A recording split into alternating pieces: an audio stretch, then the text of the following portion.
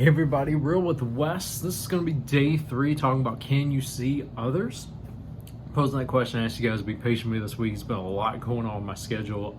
Good, exciting, awesome things. It's just trying to balance and readjust, from traveling to do some things with ministry stuff, working on exciting stuff, getting ready to have our first in-person service. We're going to have a service on August 21st, 6 p.m. That's going to be in Manhattan, Centennial Memorial Temple. Doors are going to open at 5 o'clock, and then we're going to have, of course, 6 p.m. service will start Saturday. I encourage you guys to come. Of course, face mask. We're going to do temps. We're going to do face masks. Practice social distancing. All those good things to work on keeping everybody safe and in compliance with those things, just so we can enjoy the Word of God is what we want to do. But we're excited to come back in person. So this is going to be day 3, and then I'll come to day 4. But we're talking about can you see others? I've really been almost on this direction for almost getting close, maybe almost 2 years. And it's really talking about treating people right and these different ways to see the love of God. And it's really defying gravity. The whole point of this week really was to defy this thing about self-centeredness, where I need my opinion first, my voice heard. And I'm talking about from a place of self-centeredness. And self-centeredness many a times is putting you above, giving you the advantage at the expense of someone else. It's not talking about you need to shut up and be quiet. It's not talking about you don't need to have your taking care of yourself and things like that. But when it's detrimental to someone else, and it always has to come with the cost of them coming down lower so you can get higher, there's a lot of self-centeredness in that. And it's can you be aware of that and step outside of that? And it's more in our day-to-day interactions. We were going about some of the things that blind us to it this week. We were talking about yesterday. We talked about taking sides. Man, there's so many things that people are trying to take sides on right now that are vocal. Some of you are going to hear this and you're like, man, I feel about this and I feel about that. The bigger thing you have to be careful about all those things is when you become so anti the other person that you lose sight of, is this really coming from a place of self-centeredness? Now, it's okay to believe what you believe. It's okay to stand on certain things. Yeah, we want to stand up for what is right. But the biggest thing also about being what is right is making sure we treat people with dignity, with respect, and with a level of honor as a human being and a fellow human being back and forth. Well, you don't know what they're doing. They're treating, what becomes, especially as Christian, what becomes the difference between us and them? And then you'll go through your list. Well, they believe this and I believe this is a big difference. And Jesus said, how are you going to be marked, though, as my disciples? By how you love each other. That was supposed to be not your differences, not what you think right and wrong is. That was the ultimate difference is what it is. So can you see others from that standpoint?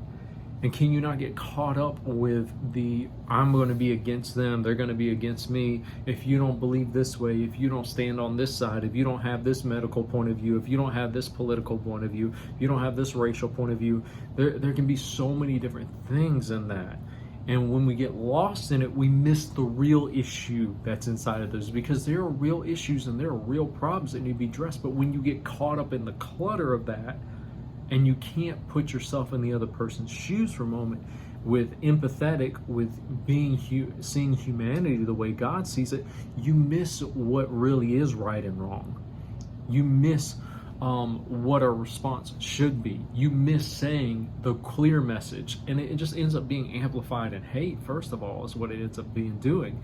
And you don't really hit the mark of, let me stand up for what is right and what is true. So it's challenging all those things to say because it's more self-centered attached than we think. And we start going with the narrative and the script. You got to realize, if you look at history, there, especially in our nation right now, there's a repeat of the same script happening over and over. Well, this is going to happen. Well, it's going to look like this. Well, it's going to look like that. Well, that. And there's the rhetoric that comes from the church. Well, it's going to look like this. Well, it's going to look like that. Well, don't you see this? Don't you see it? And it's been repeated and recycled so many times that we're just following along with it and missing the real thing that's going on right now.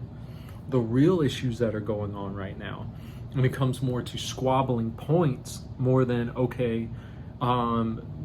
we need to see the value of humanity and humanity's best interest.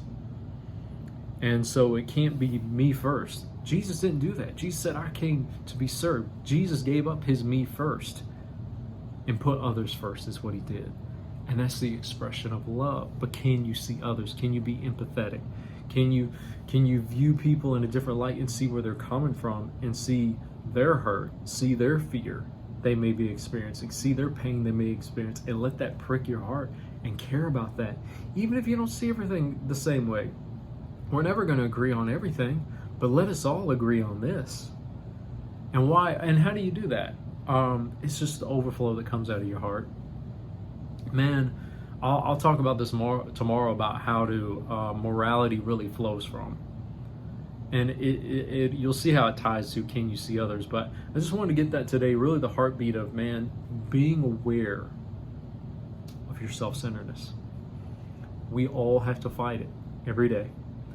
And many times when it comes us versus them, there is self-centeredness attached to that. Well, what's some of it's self-preservation. But at the end of the day, we don't want to be coming into that. We need to watch out for rhetoric. We need to watch about taking sides and picking sides and saying us versus them, because we are also, as I say this to ministers that may listen to this and listen to me, you don't want to lose your voice of influence to be able to minister to someone. Some people are like, well, you're going to have two sides real quick. Well, I need to stand up for what's right, or I'm not going to compromise that. Yes and no. But if you're not seeing things from the God point of view, you can get into so many different things that you lose your ability to minister eternity to people. And ministering a real Jesus to people, not the religion weaponized version, but the true version of gospel and a relationship with people. And so all those things, we got to be sensitive. We got to write on our heart. Maybe as we go along, I'll be a little more specific about those things. But sometimes you're like, Wes, sometimes you just won't say it, or you're just being vague. I'm not. What I don't want to do is give people an opportunity to weaponize my voice. As leaders and influence, we got to be careful. Sometimes we can empower people in the wrong way. Our job, we can influence people. Our words matter in what we say, and also sometimes what we don't say matters. And it's not about, you never want to be silent when it's like, oh, we need to stand up and say something. Don't get me wrong, but in the same way, you don't want to give people ammunition and enrage people and provoke people down the warpath road of us versus them. And so it's a fine line of balance. Each day we'll peel back a different layer and we'll do it. It's just being real strategic, going back and forth, man. But man, the whole thing in this heartbeat, it's really a heartbeat that takes place of can you see others? And a lot of these things start sorting themselves out. All right, guys, I just want to kind of share from the heart today. You're going to see me post this one, then later, closer to 3 o'clock, you'll see me post the actual one. These messages record the same day, but, I want to make sure we still do the 5. Keep those kind of pieced out so you can go back and listen to these. You may go back a month later, or somebody sees this a month later and be like, man, this resonated with me this week, or maybe this encouraged, or maybe it brought clarity, hopefully, in this season that I may be in. And that's the beauty of technology. We can put these things out there, and you can go back and just listen and meditate on them. So, all right, guys, come back to me tomorrow, and or later on today, actually, is what that'll be. And hope you guys are doing well, and I'll catch you later.